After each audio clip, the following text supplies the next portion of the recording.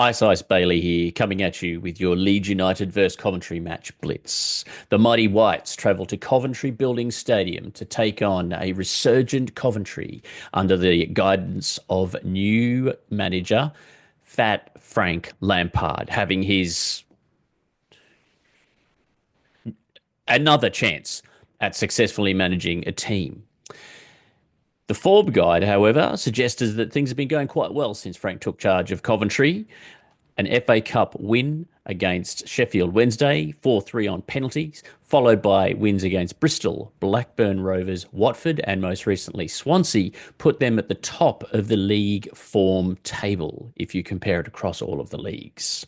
Starting the game briskly, Leeds were pretty much on top from the outset. Coventry having a few opportunities to break into the Leeds half, but the balance of play being Leeds attacking the Coventry final third.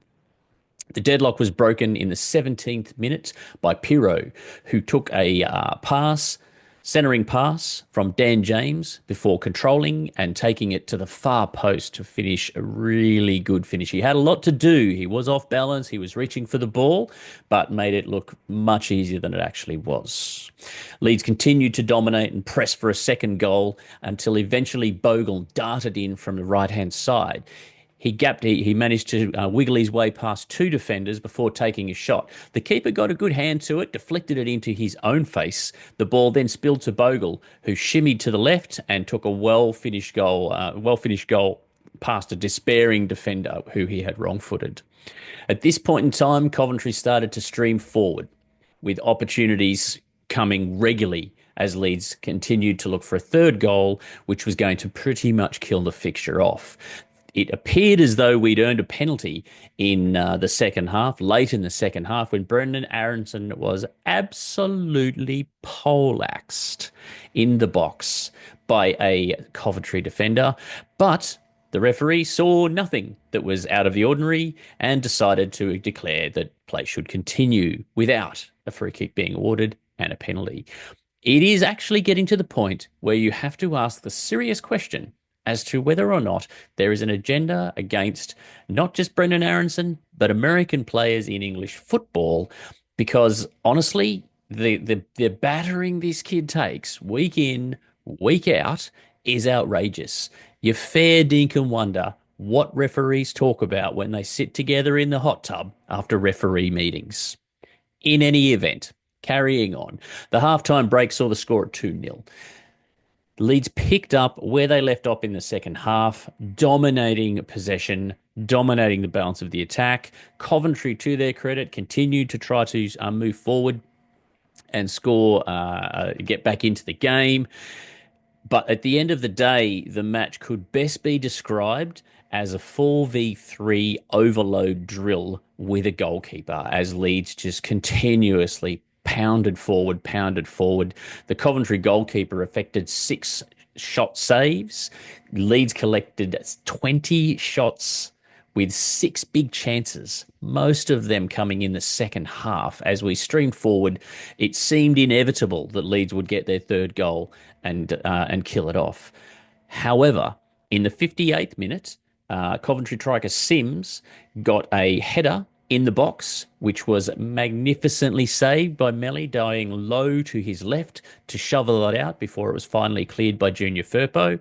And on the 90th minute, Coventry almost got a goal back with a free kick, forcing Millier to parry the ball onto the underside of the crossbar before it spilled out to ultimately be cleared by Strauch.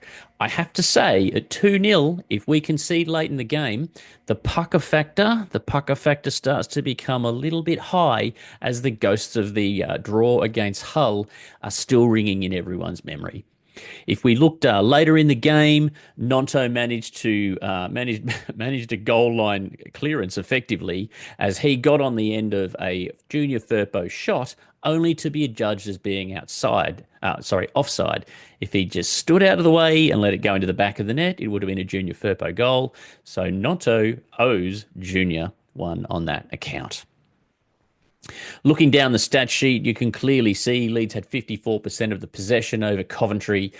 Two yellow cards were awarded. Ethan Ampadu getting the only yellow card for Leeds as he just managed to get himself into yet another push and shove argy-bargy in the Coventry box while we were awaiting a corner kick.